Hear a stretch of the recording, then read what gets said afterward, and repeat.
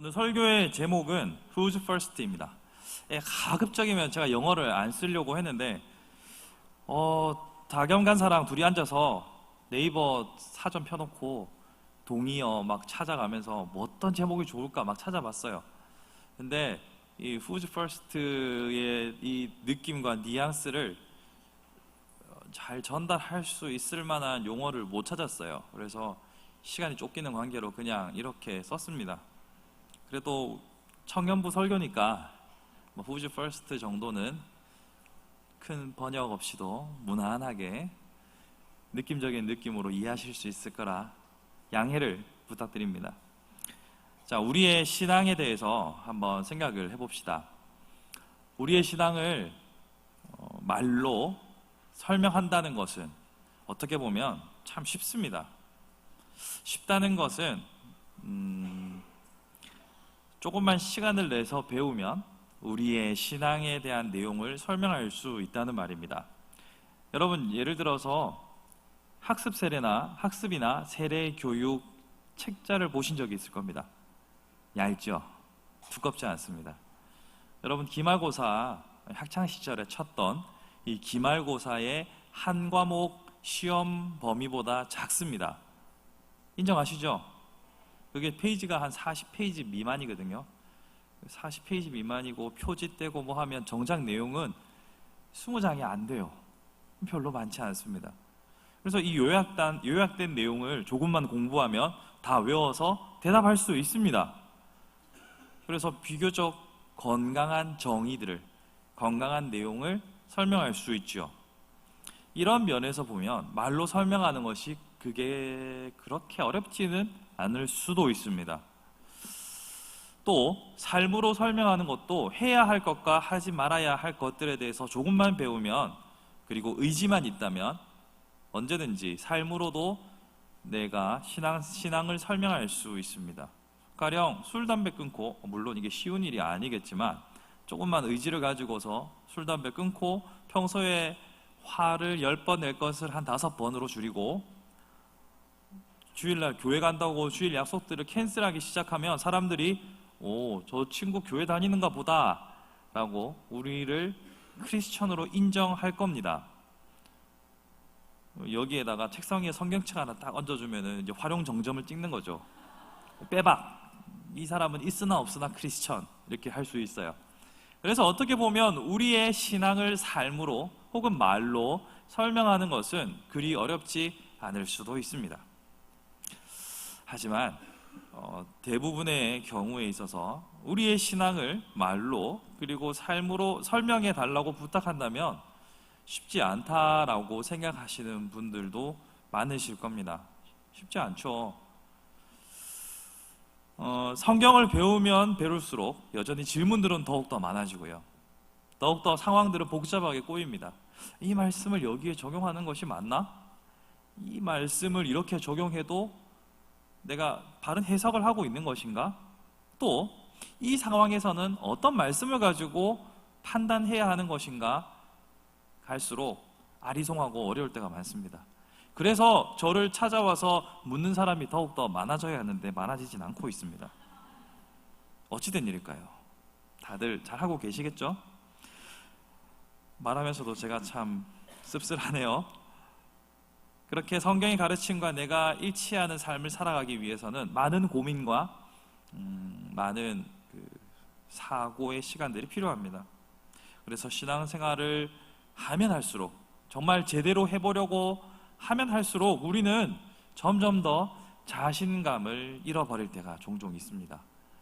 내가 봐도 나는 정말 이건 아닌 것 같은데, 그렇다고 내 연륜이 있는데 내가 이런 고민을 하고 있다라고 말하기는 자존심이 상하고, 누군가 나에게 질문을 해오면 답하기는 어렵고, 그래서 우리는 종종 머리 복잡하고 어려운 문제들은 회피할 때가 있죠. 제가 여러분들 뿐만 아니라 장년분들 신앙 상담을 하다 보면 정말 고민이 되고 대답하기 어려운 문제들은 다들 대답을 안 하세요. 회피하시죠. 이렇게 하셔야 되지 않을까요? 그러면 가만히 있다가 다른 이야기 하세요. 여러분도 그런 경험들 한 번쯤은 있으실 거예요. 아니, 내가 우리 셀워드를 사랑하는 마음에서 이 주제에 대해서 막 이야기하고 있는데 자꾸 그 이야기 말고 다른 이야기로 화제를 돌리려는 지체들을 많이 보셨을 겁니다. 이거 사람은 누구나 다 자연스러운 거예요. 고민이 되고 어려운 문제는 가급적이면 피하고 싶죠. 그렇게 계속 회피하게 되는 질문 중 하나가 무엇이냐면 믿음과 행위에 관련된 겁니다. 믿음과 행위. 자, 구원은 믿음으로 얻는다라고 우리는 분명하게 배웠습니다. 혹시 이렇게 안 배우신 분 있으면 빨리 손을 들어 표해 주세요. 재교육이 필요합니다. 우리는 오직 믿음으로 구원받습니다. 우리가 어떤 행위를 해서 어떤 공로를 세웠기 때문에 너는 천국 갈 만해. 하나님 앞에서 무언가를 했기 때문에 야, 너 정도면 프리패스지 하고 천국으로 바로 들어가는 사람은 한 명도 없습니다. 우리는 오직 믿음으로 구원받는다라고 배워왔습니다. 그렇게 되면 구원은 믿음으로 얻는 것인데 이 믿음은 또한 하나님께서 믿어지게 하는 사람들이 믿음이 생기는 거거든요. 하나님께서 믿어지게끔 우리의 마음을 열어주시고 생각을 열어주셔야만 믿어지는 겁니다. 우리는 진화론을 학교에서 배워왔지만 그것을 뛰어넘어서 창조론의 세계로 들어갈 수 있는 것은 하나님께서 믿어지게 하셔야만 믿어지는 거예요. 또한 삼위일체도 마찬가지입니다. 하나면서 셋이고 셋이면서 하나다. 이것은 우리의 논리상의 모순이죠. 모순임에도 불구하고 이것이 아멘으로 받아지게 하시는 분은 하나님입니다. 이러한 차원에서 우리는 구원은 믿음으로 얻는 것이요 또한 하나님의 은혜다. 그러니까 우리의 공로가 아니라 하나님께서 전적으로 우리를 선택하시고 믿게 해주셨다라는 차원에서 감사와 찬양을 올려드립니다. 이것이 밝은 면. 어두운 면은 무엇이냐면 이렇게 믿음으로 구원을 얻는다고 하니 우리의 행위를 너무 가볍게 여기는 때가 있습니다.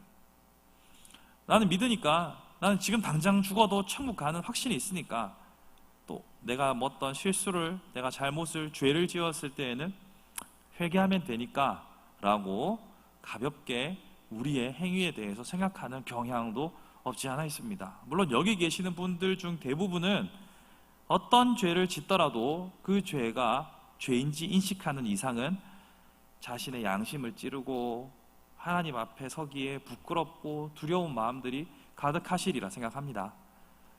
그런데요, 이 죄가 반복되다 보면요 무뎌져요. 그럴 수 있지 하다가 점점 합리화합니다. 죄를 점점 합리화하다가 나중에는 뭐 어때? 뻔뻔해지기 시작하죠. 그러면서 회개가 멈추기 시작합니다.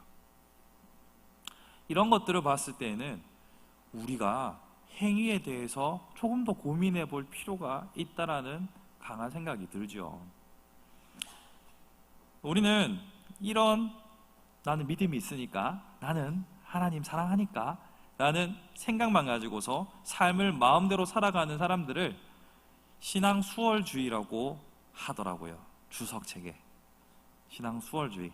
뭔가 좀 복잡해 보이죠. 영어로 하니까 좀 더 쉽더라고요. Easy Believism. 쉽죠? 신앙 수월주의. 쉽게 신앙생활 하려고 하는 요 나쁜 사람들을 일컫는 겁니다. 이런 유혹들이 우리한테 언제나 찾아와요. 내가 처음 믿어지기까지는 어려웠을지 몰라도 정작 한번 딱 믿음으로 고백하고 나서 구원의 서정을 어느 정도 이해하고 나면 내가 조금 실수하고 넘어지더라도 하나님께서 회개하면 나를 용서하시고 계속해서 구원을 향하여 이끌어 가실 거라는 확신 속에서 자유를 누립니다. 근데 그 자유가 방종으로 흘러가는 사람들, 이것을 easy believism이라고 하는 거예요. 물론 여기 가운데 제가 생각하기에는 우리 함께하는 교회에서는 이 easy believism보다는 오히려 자신의 죄성 때문에 양심이 가책을 받아서 하나님 앞에 나가기를 두려워하시는 분들이 더욱더 많지 않나라고 조심스럽게 추측해 봅니다. 하지만 혹시나 이 중에 easy believism이 있으신 분이 있다면 회개하라 천국이 가까웠다라고 말씀을 드리고 싶어요. 대부분 이런 이지빌리비즘을 가지고 있는 사람들은 모태신앙의 확률이 높습니다. 제가 그랬던 것 같아요. 언제인지는 묻지 마시고요. 저도 이런 나 하나님 사랑하니까 난 내 마음대로 살아가지만 내가 왜 나는 믿음도 있고 난 하나님 사랑하는데 뭐 why not 이러면서 제 마음대로 살았던 적도 있습니다. 지금은 아니에요. 그런 우리의 자신들을 살펴보면서 믿음과 행위의 어떠한 밸런스를 유지해야 되는가가 오늘의 주제예요. 그래서 오늘 본문을 보시면 분명하게 14절, 18절, 20절, 26절 모두 행함이 없는 믿음에 대하여서 경고하고 있습니다. 26절 말씀을 함께 읽어볼까요? 시작.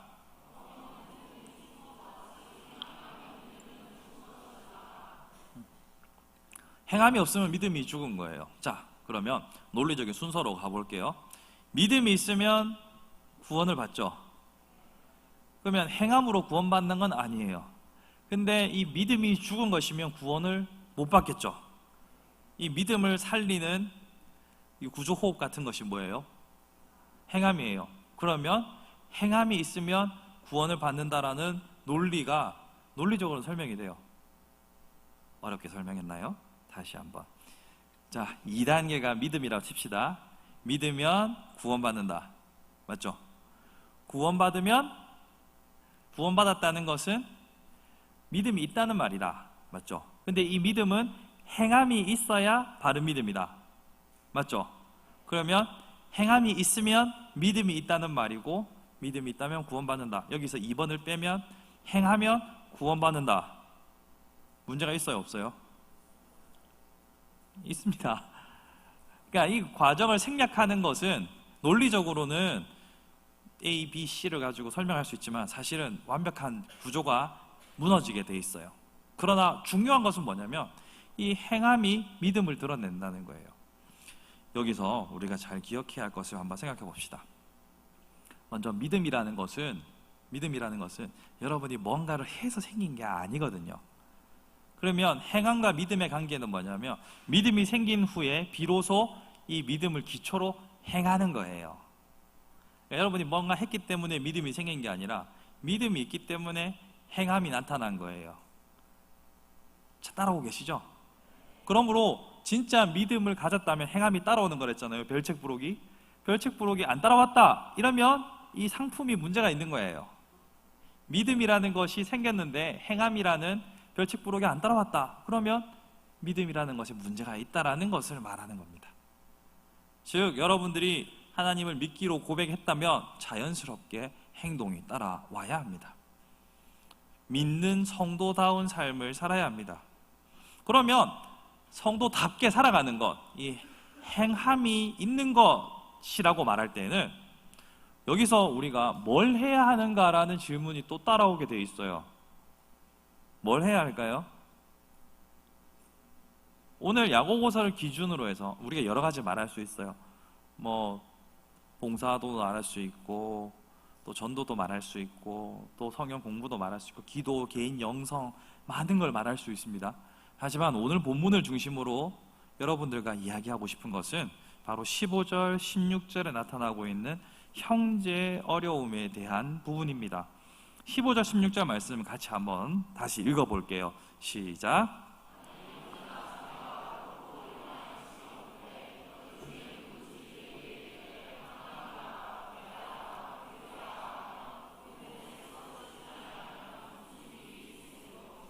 조금만 생각해서 읽어보면 정말 재수없는 케이스죠. 맞죠? 아, 나 너무 배고파 이렇게 하는데 사 먹어 이런 거예요. 아니야, 돈이 없다고 그래서 배가 고프다고 말하는데 사 먹어 이렇게 말하는 거예요. 이게 그러면서 평안히 가라. 어떻게 평안히 갑니까? 배가 고픈데. 여러분 투표 연습을 하고 11시 12시 넘어서 마치고 야식 없이 집으로 걸어가는 그 상황을 생각해 보세요. 배가 고픈데 이걸 택시비로 써야 하나 삼각김밥을 사 먹어야 되나 막 이렇게 고민하는 그런 상황 생각해 보세요. 그때 누군가 차로 몰고 가면서 응 잘 가 손 들고 갔다고 쳐봅시다. 나쁜 놈 이렇게 속으로 그런 생각이 들겠죠. 성경은 우리가 하나님의 말씀을 어떻게 실천할 것인가에 대해서 야고보서가 먼저 말하고 있는 것은 이웃을 향하여 사랑을 실천하라는 것이었습니다. 선한 사마리아인의 비유에서도 보면 하나님께서 내 이웃을 사랑하라 라고 말씀하셨죠. 그래서 이웃사랑은 매우 중요한 요소인 것처럼 보입니다. 자, 그러면 제가 왜 이웃사랑에 대해서 이야기할까요? 시즌이 시즌이지 않습니까? 투패를 준비함에 있어서 서로 협력하여 힘을 모아 서로 돕고 도와야 하는 시즌이니까 제가 이걸 가져왔겠죠. 왜요? 너무 정치적입니까? 자, 우리는 서로가 서로를 사랑하는 마음으로 돕고 서로의 필요를 채워주면서 함께 훈련하고 성숙하고 자라가야 합니다. 우리는 혼자서 투표를 할 수도 없고 누군가의 도움과 도움이 함께 어우러져서 모든 일들을 해왔고 그렇게 살아가야 하는 것이 맞습니다. 그래서 여러분들이 믿음이 있다, 나는 구원받은 자다 라고 말한다면 여러분의 에너지를 어려움을 갖고 있는 나 아닌 타자를 향하여서 에너지를 쏟아 부을 준비를 하셔야 한다는 말입니다. 예수님께서도 사마리아인 비유를 말씀하시면서도 너도 가서 그리하라 라고 하셨죠. 그리하십시오. 하셔야 합니다.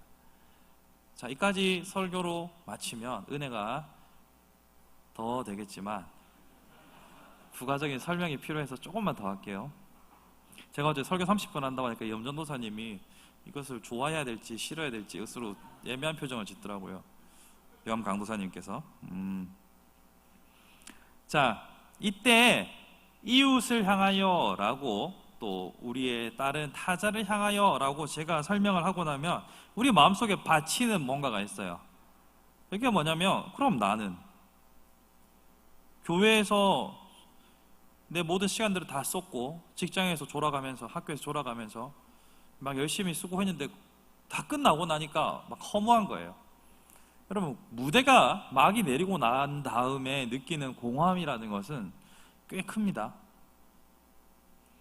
그 적막함과 그 이상하고 막 회식까지 다 끝나고 집에 가서 침대에 덜썩 엎드렸을 때 그 마음에 드는 불어오는 이상한 바람이 있어요. 그 순간 드는 생각들은 대체 난 뭐지? 나는 이때까지 뭐 한 거지? 여러분, 존재에 대한 의문을 하기 시작하는 순간들이 옵니다. 왜냐하면 우리는 시대의 자식이라서 이런 것들이 익숙합니다. 우리는 나라는 주체가 있어야 세상이 존재한다라는 기본적인 인식을 가지고 살아왔습니다. 이것은 데카르트로부터 시작했던 거예요.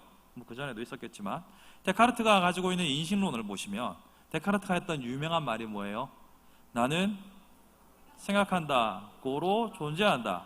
코기또 에르고 숨에서 생각한다는 단순히 그냥 think about이 아니라 의심한다예요. 나는 의심한다. 뭘 의심하냐면 지금 내가 모든 세상 것들을 다 의심해보기 시작하는 거예요. 왜냐하면 인식론이니까. 어떻게 사물을 인지하고 받아들이는가의 문제이기 때문에 다 인식하는 거에 대해서 다 의심을 해보기 시작하는 거예요. 내가 지금 보고 있는 것이 악마가 왜곡시켜서 잘못 보게 하는 것은 아닐까? 그럴 가능성을 내가 배제할 수 있을까? 온갖 것들을 다 의심해 보는 거예요. 영화 매트릭스처럼 누군가가 나의 뇌에 뭔가를 꽂아서 이 모든 것은 일루전이, 환상이 아닐까? 라고 생각할 수도 있지 않아요? 그러나 그 모든 의심 끝에 부정할 수 없는 한 가지는 의심하고 있는 바로 자기 자신을 발견한 거예요. 그래서 코기또 에르고 숨이 나오는 거예요. 어렵습니까? 몰라도 돼요. 어쨌거나 데카르트는 모든 것을 의심하면서 결국은 의심하고 있는 자신에게로 갔습니다. 거기로부터 근대가 시작되었기 때문에 우리는 우리 자신을 중심으로 세상을 보는 것이 익숙한 세대입니다. 그래서 아무리 내가 헌신하고 내가 열정을 쏟았던 곳이 있다 하더라도 나 자신에 대해서 바르게 인지하거나 내 자신에 대해서 정의하지 못하면 그때부터는 우리의 삶의 기초가 흔들리는 거예요. 우리의 믿음의 기반 또한 흔들리는 거예요. 그러므로 타자에 대한 태도로 나의 믿음을 가늠할 수 있다면, 내가 남을 어떻게 대하느냐, 어떻게 이웃을 돕느냐로 나의 믿음을 가늠할 수 있다고 한다면 나는 대체 어디 있는가라는 질문을 하시게 될 겁니다. 이런 고민에 기회를 같이 하여서 얼마 전에 인터넷에서 좋은 자료를 봐서 여러분과 함께 공유해보고자 합니다. 근데 저기에 중요한 게 있어요. 이기적인 1시간을 말하면서 노란 화면 띄워보시겠어요? 8번인가 9번인데 노란색 화면, 노란색 배경에 PPT가 있을 거예요. 검은색인데요, 이거는. 앞으로. 노란색. 빙고! 요겁니다. 우리는 대부분의 시간을 타인을 위해 쏟아붓기 때문입니다. 그래서 정작 내 인생에서 내가 빠졌다 라는 고민들을 여러분도 한 번씩 해보셨죠? 몇 분은 해보셨어요. 이 문제가 중요한 겁니다.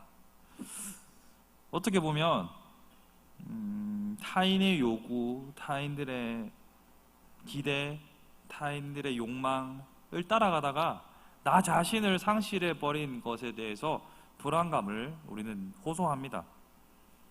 자, 이렇게 하면 혼란스럽기 시작하죠. 성경은 이웃을 사랑하라 라고 말하는데, 그럼 나는 나도 저렇게 이기적인 1시간을 위해서 교회와 연을 끊어야 하는 것인가, 막 이런 고민들을 하시기 시작할 겁니다. 제가 저것을 보여드린 것은 우리가 가지고 있는 고민을 현실적으로 반영하기 때문이죠. 그래서 오늘 제목이 Who's First입니다. 내가 먼저냐 아니면 이웃이 먼저냐. 이제부터 본격적으로 설교가 시작할 것 같은 불안감이 들죠. 뭐가 먼저일까요? 나는 교회를 위해서 열심히 살았는데 나를 상실한 것 같다라고 느끼는 순간 우리는 혼란을 겪게 될 것입니다. 그런데 하나님의 명령을 정확하게 다시 한번 생각해 보면 이것을 실마리가 보이기 시작할 겁니다. 저를 한번 따라와 보시겠습니까? 먼저 하나님의 명령을 살펴봅시다. 예수님의 비유에서 하나님을 사랑하고 또한 내 이웃을 사랑하라 라고 말씀하셨습니다. 이것은 누가복음이나 신약 성경에서 갑자기 나타난 말씀이 아니에요. 레위기 18장과 신명기 6장에서 이미 하나님께서 주신 명령이었습니다. 먼저 하나님을 사랑하고 또한 내 이웃을 내 몸과 같이 사랑하라 라고 하셨습니다. 그리고 그 후자에 나타났던 내 이웃을 사랑하라는 말씀을 따라서 오늘 계명에서 15절, 16절에서 어려움이 있는 자들은 현실적으로 도와주라라고 명령하고 있는 거예요. 자, 그런데 여기서 우리가 주목할 것은 무엇이냐면 하나님을 사랑하는 것이 어떤 상태를 말하는 것인가를 바르게 이해할 필요가 있어요. 하나님을 사랑하고 이웃을 사랑하라고 했잖아요. 우리가 하나님을 사랑하고 있는 상태, 이것이 뭔지를 알아야 돼요. 이것은 하나님 앞에서 사랑받는 존재로서, 또 구원의 은혜를 입은 존재로서 선택받은 자로 건강한 자아를 형성한 상태를 말합니다. 비록 그 정도의 차이는 개인마다 다를 수 있어요. 그렇지만 하나님을 사랑하는 자는 하나님이 사랑하시는 나 자신을 사랑하고 아끼고 통제합니다. 다시 한번 말씀드릴게요. 하나님의 사랑을 입은 사람은 하나님이 사랑하시는 나 자신을 아끼고 통제합니다. 그래서 하나님께서 나를 귀하게 여기시고 큰 대가를 치렀기 때문에 그분을 기쁘시게 하기 위해서 자신을 성장하기를 멈추지 않습니다. 즉, 방금 타인을 향하여서 우리의 에너지를 쏟는 것만이 믿음의 전부가 아니라 먼저 하나님 앞에서 나의 존재를 확인하고 하나님과의 관계를 바르게 세워나가는 것이 첫 번째라는 말입니다. 다른 말로 하면 여러분들이 하나님과 깊은 사랑으로 교제가 충분하게 이루어져 있지 않다면 여러분의 에너지를 타인에게 쏟지 마십시오. 그것은 내가 타인의 욕망을 욕망하게 되는 겁니다. 오늘 말이 좀 어렵죠? 미안해요. 제가 설교를 준비할 시간이 짧았기 때문에 좀 더 쉬운 말로 풀어 설명할 시간이 좀 없었어요. 미안합니다. 다시 한번 설명을 하면, 내가 하나님과의 관계에 있어서 나를 제대로 챙기지 못하면요, 자꾸 다른 사람이 기대하는 사람이 되려고 하는 거예요. 아, 저 사람은 셀장이니까 저 정도는 해야 되지 않을까? 저 사람은 교회 생활 그래도 좀 했으니까 저 정도는 해야 되지 않을까? 저 사람은 옛날에 셀장도 하고 뭐 디렉터도 하고 다 했다면서 이 정도는 해야 되지 않을까? 이런 남들의 기대에만 자꾸 자신을 맞춰가려고 하다가 허덕허덕 자신을 잃어버리게 됩니다. 그러나 순서를 정확하게 이해하셔야 합니다. 하나님과 나와의 관계 속에서 내가 그 사랑을 이해하고 자신을 아끼고 통제하는 가운데 거기서 생긴 힘으로 내 이웃을 사랑하고 섬기는 거예요. 우리에게는 기본적으로는 타인을 돌볼 만한 여력이 없어요. 맹자가 말하는 측은지심, 이 측은지심도 사실 내가 좀 뭔가 여력이 있어야 다른 사람들이 눈에 들어옵니다. 내 코가 석잔데 이웃이 눈에 들어옵니까? 여러분, 내가 지금 암 선고를 받아가지고 3개월밖에 못 산다라고 하는데 지금 남이 눈에 들어와요? 여러분, 나 정말 먼 일 같죠? 여러분에게는 먼 일이기를 바랍니다. 내가 청년분들 앞에서 지금 시한부 인생을 말하는 거 너무 실례긴 해요. 실례긴 한데 생각해 보세요. 여러분의 문제가 지금 당장 코앞에 있으면 다른 사람의 문제가 눈에 안 들어오잖아요. 바로 그 점을 알아야 합니다. 성경이 이웃사랑을 강조한다고 해서 나와 하나님과의 관계, 그리고 그 앞에서의 나의 존재를 고민하지 않고 이웃사랑만, 남의 눈에 비치는 나 자신만 고민하면 여러분 자아를 잃어버리는 거예요. 여러분 자아를 잃어버리고 나면 앞에서 말한 것처럼 내가 없으면 이 세상도 의미가 없는 거잖아요. 지금 당장 하나님 앞에서 구원받은 자로서 하나님 나라를 살아가는 내가 없이 내가 어떻게 복음의 도구가 되며 빛이 되고 소금이 되고 하나님 나라의 백성이고 일꾼이 될 수 있습니까?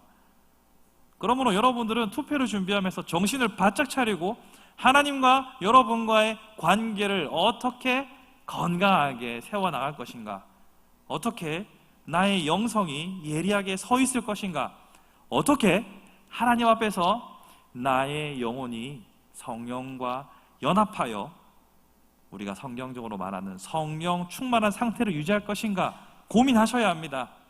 이것이 돼 있지 않으면 여러분의 수고와 여러분의 헌신은 계속해서 더욱더 여러분을 지치게만 하고 공허하게 만들 것입니다.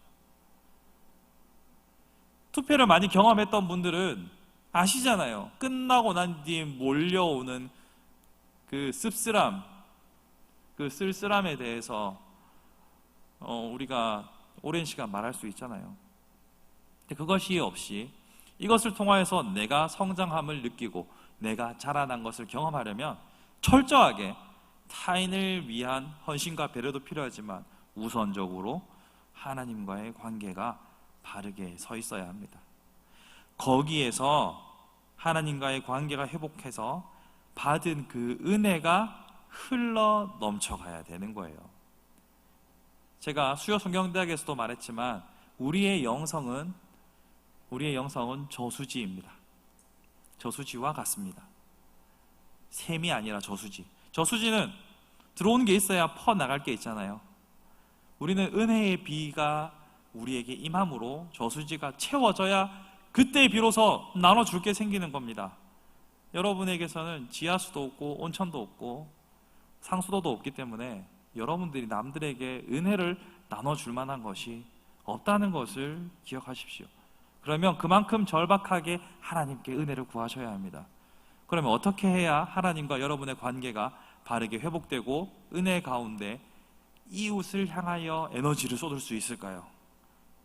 야고보서 1장을 한번 보시면요, 야고보서 1장에서 2절 말씀을 보시면 내 형제들아 너희가 여러 가지 시험을 당하거든 온전히 기쁘게 여기라. 이는 너희 믿음의 시련이 인내를 만들어내는 줄 너희가 알미라. 첫 번째로는 여러분들께서 시험을 이기는 인내를 하셔야 합니다. 여러분 살아가다 보면 얼마나 많은 시험이 여러분을 찾아옵니까? 아침에 상쾌하게 하루를 시작했음에도 불구하고 내 앞에서 버스가 정류장 안 서고 그냥 갈 때부터 마음이 상하기 시작하죠. 이게 사소한 것들이 쌓여서 점점 분노 게이지가 올라가서 저녁에 누군가를 향해서 빵 터뜨리고 나면 화를 내고 나서도 미안하고, 또 하나님 앞에서 나는 정말 성도가 맞는가 고민스럽기도 하고, 모든 것이 다 하기 싫은데 교회에서는 투표 연습 안 오냐고 뭐라 하고, 디렉터들 쪼우기 시작하고 막 이렇게 하면 나 안 해 하고 다 모든 것을 내려놓는 순간이 올 수도 있어요. 근데 이 모든 것들을 시험을 인내로 견뎌내는 사람들은 이겨낼 수 있어요. 이것이 가능하기 위해서 기도해야 합니다. 하나님 내게 인내를 주십시오. 여기서 인내를 배우셔야 합니다. 더 커서 인내를 배우려고 하면 그때는 내 나이가 몇 갠데가 돼서 더 잘 안 배워집니다. 물론 처자식이 생기고 짊어져야 할 책임감이 많아져서 어쩔 수 없이 인내하게 되는 경우도 있어요. 근데 너무 슬프잖아요. 인내를 통하여서 우리의 시험을 이겨나가는 것은 모든 사도들이 동일하게 우리에게 권면하는 바입니다. 또한 중요한 것은 5절에서 8절을 보시면 너희 중에 누구든지 지혜가 부족하거든 모든 사람에게 후히 주시고 꾸짖지 아니하시는 하나님께 구하라 라고 나와 있습니다. 지혜를 얻어야 하나님과 바른 관계가 성립됩니다. 그러면 지혜는 뭡니까? 지혜는 지식도 아니고 솔로몬이 하는 재판 같은 것도 아니고, 지혜는 하나님을 바르게 경외하는 것입니다. 하나님이 어떤 분인 줄 알고 그분의 뜻을 아는 것이 지혜입니다. 다시 돌아가서 하나님 앞에서 내 자신을 바르게 세워서 이웃을 향하여서 뭔가를 하려면 내가 하나님을 더욱 깊이 경험해야 한다는 말입니다. 여러분은 어떻게 하나님을 경험하고 계십니까? 속으로 한번 생각해 보세요. 여러분은 어떻게 하나님을 경험하고 계십니까? 목사님, 하나님을 경험하고 있지 않습니다 라고 말하고 싶은 분들도 있을 거예요. 여러분은 하루의 일상 가운데 어떻게 하나님을 경험하고 계십니까? 혹시 하나님을 전혀 경험하지 않고서도 하루를 살아가는데 아무런 문제가 없다 하시는 분들 있다면 회개하라, 천국이 가까웠습니다. 매 순간 하나님께서는 이것을 기뻐하실까? 매 순간 이것을 하나님이 원하시는 걸까? 하나님이 이것을 슬퍼하지 않으실까? 고민할 수 있어야 합니다. 이것이 가능해지려면 지혜가 필요한 거예요. 매 순간 하나님 앞에서 옳은가 그른가를 판단하고, 이것은 선과 악의 영역이 아닌 자유로운 선택의 영역이지 않을까 끊임없이 고민해야 합니다. 이것이 가능하려면 지혜가 필요합니다. 이것이 가능한 지혜는 하나님을 경험할 때만 나타납니다. 하나님이 어떤 분인지 경험이 있어야 이해할 거 아니에요. 여러분, 연애를 글로 배운 사람들 같은 경우 왜 너무 슬픈가요? 모쏠인 경우 사람을 만나면 뭘 어떻게 해야 될지를 몰라요. 상대방이 속에 천불이 나는 거죠. 자기는 나름대로 배려한다고 뭐 할까 계속 물어보는데, 좀 알아서 해주면 좋겠는데 자꾸 물어보는 게 주 때릴 수도 없고 정말 미치는 거예요. 해야 할 말, 안 해야 할 말 이런 거를 잘 몰라요. 남자도 여자도. 남자는 연애 경험이 많고 여자가 처음이다. 그러면 어떤 남자가 어떤 걸 좋아하는지 여자가 몰라요. 그래서 남자도 답답해하기 시작하는 거죠. 이런 것처럼 하나님과의 접촉 시간, 절대적인 접촉 시간이 늘어나야 하나님을 더 잘 알 수 있습니다. 여러분, 사람 몇 번 만나지도 않고 어떻게 그 사람을 파악합니까? 마찬가지로 하나님과 지속적으로 교제와 만남이 없이 어떻게 하나님을 여러분들이 깊이 잘 알고 안다고 할 수 있겠습니까? 어떻게 지혜로운 자가 될 수 있겠습니까? 하나님을 더 많이 만나셔야 합니다. 기도 생활을 통하여서, 말씀을 통하여서, 예배 시간을 통하여서, 찬양을 통하여서. 이거 여러분 다 알고 있는 거잖아요. 제가 이걸 다시 말하니까 입이 아파요. 안 그래도 말을 많이 해서 입이 아픈데 이것까지 말을 해야겠습니까? 그냥 한 가지만 딱 기억하셔야 돼요. 만나는 시간이 늘어야 그 사람을 더 잘 아는 것처럼 하나님과 만나는 시간이 많아져야 하나님을 더욱 바르게 이해할 수 있습니다. 여러분이 이렇게 하나님을 찾아가지 않으시면 하나님이 찾아오십니다. 그러면 아플걸요? 여기까지만. 여러분이 하나님을 열심히 찾아가십시오. 그분이 우리를 찾아오는 순간 어디가 아플 겁니다. 그런 거로 저 보고 싶지 않습니다. 여러분이 하나님을 열심히 찾고 하나님을 구함으로 하나님이 어떤 분인지 더욱더 선명하게 알아가십시오. 그렇게 해서 받은 은혜를 가지고서 여러분의 이웃을, 당장 옆에 있는 형제 자매들을 도와주십시오. 그렇게 서로가 서로를 돕는 가운데 우리는 자랄 것입니다. 아주 드물게 반대의 경우가 생길 때도 있어요. 내가 다른 사람을 돕다가 은혜 받는 경우도 있어요. 그런 경우도 없지는 않아요. 이거는 이제 아주 드문 케이스고 이것이 정상적인 건 아니기 때문에, 그렇다고 없는 것도 아니기 때문에 뒤에 말씀드리는 건데, 그런 식으로 은혜를 받으면 그 과정에서 많이 지쳐요. 그러니까 남을 돕다가 은혜를 받으면 아주 다행이겠지만 대부분의 경우는 그렇게 돕다가 사람에게 실망하고 스스로 낙담하고 지쳐서 쓰러집니다. 그렇기 때문에 먼저 자신을 하나님의 은혜로 충만하게 채운 다음에 타인을 위한 삶을 살아가십시오. 타인을 위한 삶으로 자신을 정의 내리지 마십시오. 그러면 여러분들은 실망할 가능성이 매우 높고 여러분의 마음의 공허함을 크게 느끼실 수 있습니다. 말씀을 정리하겠습니다.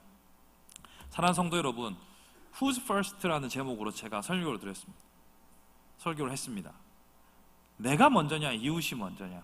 저는 명백하게 나 자신이 먼저다라고 말씀드리고 싶습니다. 그냥 나 자신이 아니라 하나님 앞에서의 나 자신이 바르게 세워져야 비로소 이웃을 도울 수 있습니다. 여러분, 남들이 나에게 기대하는 그 기대치를 부응하기 위해서 살아가는 것이 아니라 내 아버지 하나님께서 기뻐하시는 삶을 살아감으로 내 이웃도 돕고 우리의 공동체가 서로 도우며 강력한 힘을 발휘하는 공동체가 될 수 있기를 바랍니다. 여러분들은 일주일 동안 그 하나님 앞에서 나 자신을 바르게 세우기 위하여 얼마나 하나님과 접촉 시간을 가지셨나요? 얼마나 자주 만나셨나요? 자주 만나시길 바랍니다. 할 수 있는 대로 힘을 다하여서 만나시길 바랍니다. 새벽마다 억지로 설교 날라오잖아요. 패스하지 마시고 시간을 내어서 들으십시오. 들으면서 고민하십시오. 하나님께서 오늘 나에게 어떠한 삶을 살기를 원하시는지, 나와 어떤 관계를 맺기 원하시는지 더욱더 하나님을 알아가고자 애쓰시는 여러분이 되기를 바랍니다. 그렇게 해서 이번 투표를 준비하면서 서로가 서로를 힘차게 도울 뿐만 아니라 자신을 건강하게 세워나가서 내가 남을 위하여 헌신하는 것이 막 너무 괴롭고 힘든 일이 아니라 내가 저 사람을 너무 돕고 싶어, 내가 우리 셀장을, 우리 분과장들을 너무 돕고 싶어 하는 자원하는 심령으로 여기저기서 기쁨의 간증들이 터져 나오길 바랍니다. 이럴 때 아멘 하시는 거잖아요. 그렇게 간증이 넘쳐나는 행복한 투표가 되기를 주님의 이름으로 축복합니다.